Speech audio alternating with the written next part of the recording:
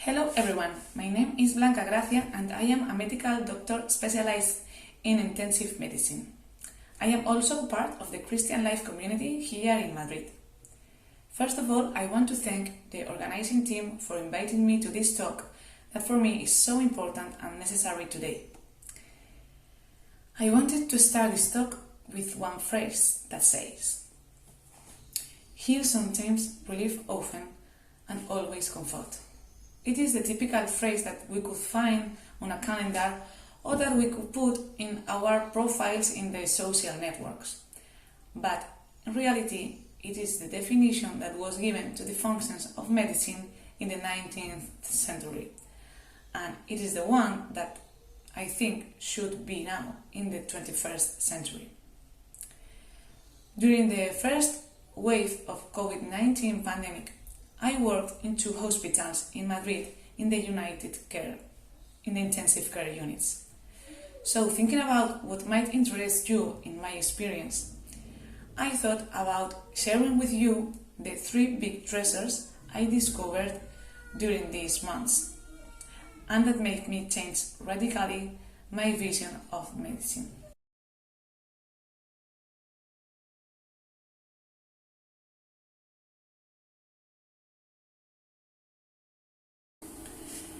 The first treasure that I discovered, I found it, of course, in the protagonists, the patients. And it is that, to give you an idea, in those first weeks of March, in which the hospitals of Madrid began to be collapsed, in the ICUs ran out of beds, there were no ventilators for so many patients, there were no workers for so many patients. Our phone rang and rang dozens of times a day. And each call was a patient urgently in need of help, with difficulty in breathing, and that probably needed a mechanical ventilation machine. At this time, in one of those calls, I remember we went to the room that the patient was. In this case, his name was Emilio. There were no much time to lose because there were a lot of many patients to attend, because the patient really had a very difficulty to breathe. So we briefly explained to him what was going to happen next.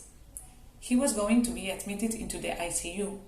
He was going to be sedated, intubated, and connected to a mechanical ventilation machine. At that moment, he told me, "Okay, so am I going to die? Because I can't die. I have 2 children. One of them has Down's syndrome, and I work in the association where he stayed as a teacher of a lot of kids. So please do your best, because I can't get out of here." At that moment, I didn't know what to say, wondering in what time in university they had taught me the answer to this question. And what I realized a while later is that the answer was not mine. The answer was borrowed, and now I'm going to explain you why. During these days, when I came home late without having eaten, all my colleagues and I tried to read whatever scientific evidence of what doctors have done in other countries such as China or Italy to fight against coronavirus. Afterwards, I tried to find a little time for myself to go down, listen to some music that I love, but those questions kept drilling in my head. Until one day, something in my head clicked, and it was this phrase from the Gospel that probably it sounds very familiar to you. It says, "I assure you that every time you did it with one of these, my humble brothers, you did it with myself." And for me, it was as if a huge window opened in my room and filled it with light.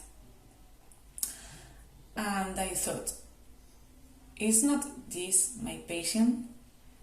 Jesus Christ himself suffering on the cross, my patient in the deepest agony, in with a feeling of suffocation, in solitude, about to be intubated, with the uncertainty of not knowing if he is going to wake up or not. And I had him so close. I was a very privileged person that I could even touch him.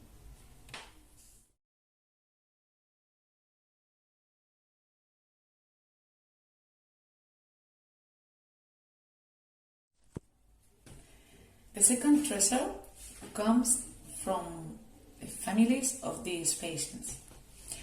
Look, imagine that a relative of yours, your sister, father, uncle, gets sick with coronavirus. It starts with a cough and fever at home, until a day comes when he starts with difficulty in breathing and you take him to the emergency room. Once there, they tell you that you cannot be there because no companions are allowed, so you go home to wait patiently. In the following days, they inform you by phone and you communicate with him with some WhatsApp message or even a video call if he has strength to make it. Until there comes a day where there are no WhatsApp messages, no video calls, and the following it is a call that you receive from the doctor of the ICU telling you that your family member has become very ill, that he has had to be intubated, sedated, and connected to a mechanical ventilation machine. Obviously, in that moment, the families were devastated, and we, as doctors, the only thing we could do was be there, listen, and try to explain what we were doing in a simple way. All of this with the difficulty of doing it through a telephone. But the treasure is not here, but in what happened days later. After several days of informing the same families, you were already learning about their situation, their problems, how they were. There came a time when they were the ones who cared about us, and they asked us if we were resting well, that we needed to have strength enough.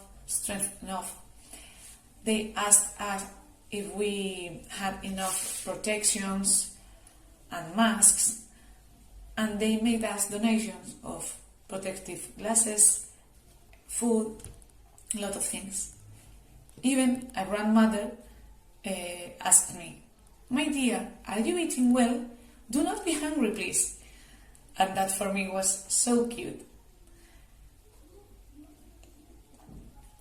And then other families told us, "Look, you are doing everything you can in the hospital, but we have the prayer and we have God on our side. So we are going to pray for you so that you can continue fighting against coronavirus."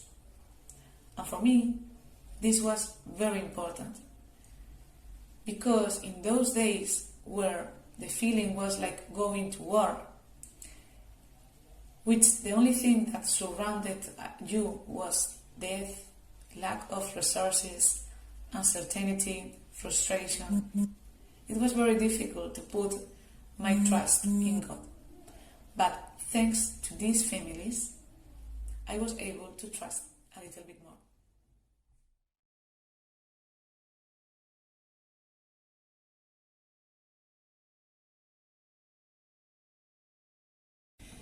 Well, it took me 6 years at university, 5 of specialty, and a few previous experiences to realize that my vision that I had of medicine when I started had changed.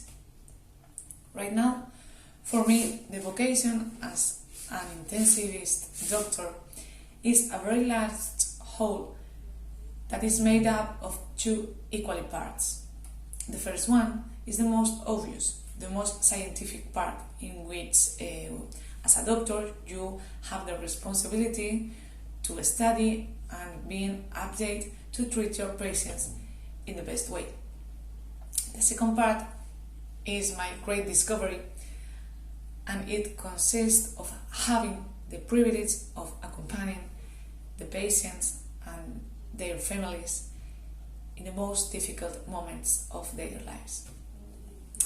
And it is that when we treat a patient, we are not only treating that patient, but the family that is outside waiting for you to have a diagnosis, an explanation of all their doubts. Sometimes looking for consolation, even looking for someone to blame, and responding in this situation is very difficult. You can do communication courses, study on the subject, even learn from another colleagues with much more experience. And in my case, in addition to all this, what helped me a lot was be aware that when I informed these patients and these families, I entered in sacred ground. That moment with the family was the most important thing I had to do. And it was exactly as important as knowing how to put a central line, how to deal with a mechanical ventilation machine, or how to treat the heart stroke. Being with that family, inform them with closeness, with affection, and with empathy, and taking away the fears of being a little bit closer.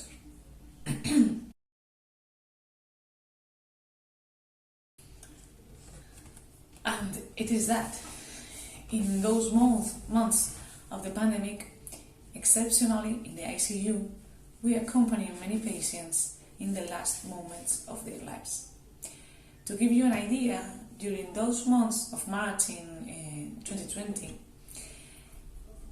the mortality of patients admitted in the ICU in Madrid was close to 50%. So we had to do something that we were not used to, which is accompany these patients in the process of death.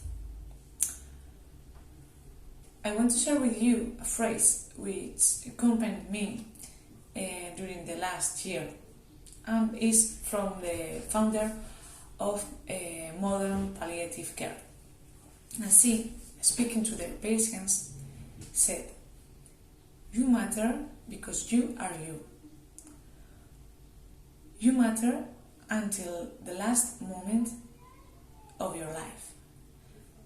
And we will do everything in our power, not only so that you die in peace, but so that you live until the day you die."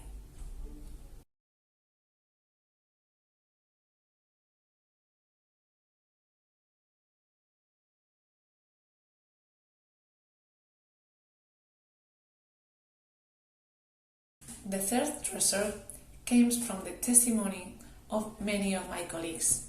As you can imagine, I have many anecdotes that I could tell you about what happened to us in those months, but I'm going to tell you the ones that impacted me the most. I was very shocked to see how colleagues that had many years of experience behind them collapsed like any other. I was shocked to hear every morning the list that my boss received from others ICU with numbers of patients that were admitted, intubated, and that they died. Of every single hospital in Madrid every single day. I was deeply moved to have to comfort a nurse after an exhausting shift in which we didn't stop of admitting, sedating, and intubated patients one after another. She didn't exit the box in 8 hours, and she was practically exhausted. I was very moved by the day in which a colleague's father from the hospital died in our hands, and I was defeated. and my nursing colleagues and assistants had to take me forward in order to inform this colleague. But there was also a lot of teamwork at the ICU. In the next photo you can see a group of people who are placing a patient in a prone position, which is to turn him over and turn him upside down. 6 people are seen, but probably there are more for one only patient. And in my ICU, surgeons, anesthetists, physiotherapists came to help to give the best version of themselves. My boss, despite being the superior and had many tasks to do, he saw patients and helped as any other. And when I came home and all these images came to me, I could only think that behind all this, behind all that kindness and desire to help, there was something greater that pushed us to give the best version of ourselves, to comfort the other even though I was exhausted. And perhaps it was God who was behind this every day.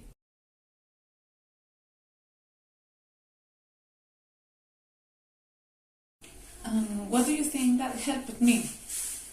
Well, already in May, when there were less healthcare pressure, it comforted me a lot to go to the boxes patients, see them breathing well, even with some patients like the one I told you before, Emilio, that his room was filled with letters, read them the letters from the family's patients, and even making the video calls.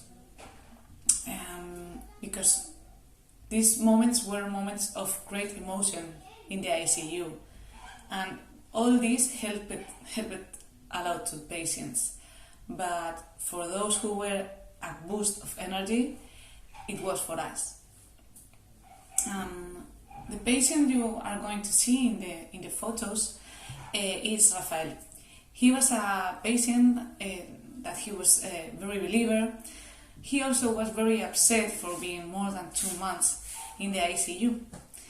And in one of these rounds, I went to his box and he told me, "You are my Maria Magdalena."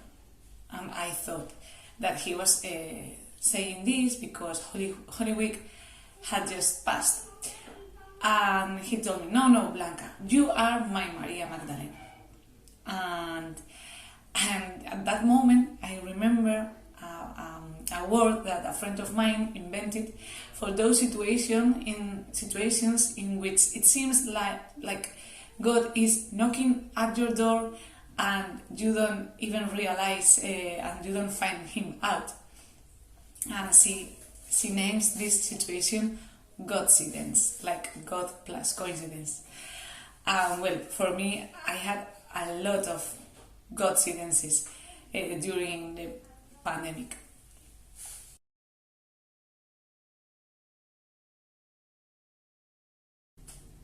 And why am I telling you this? Because during all those months, the doctors reached our limits and the medicine reached its limit. And what was left for us? So, what you already know: heal sometimes, relief often, and always comfort. And the most important thing now is that we will preserve these 3 treasures now that 1 year has passed, now that we are exhausted, now that it's not enough the goodwill to be an intensivist. And what we have to keep is our vocation of caregivers and all those moments with our patients, relatives, families, and colleagues. And to finish, I ask of God the help to be aware that we can't with everything, that we will realize what is truly important in our lives, that we will stop filling our agendas with lots of plans, and dedicate quality time to ourselves to take care of the others and what surrounds us. And as doctors, it has also given us a huge lesson in humility. So I only ask that when we will see that medicine reach its limits, we will be able, apart from keep on investigating and looking for solutions, so that we will be able to take off our shoes when we will enter in the sacred ground of the patients and their families, and let's put our gifts at their service. So, this is my talk, and thank you very much for being there, and enjoy this Embrace the World in an Ignatian way. Bye!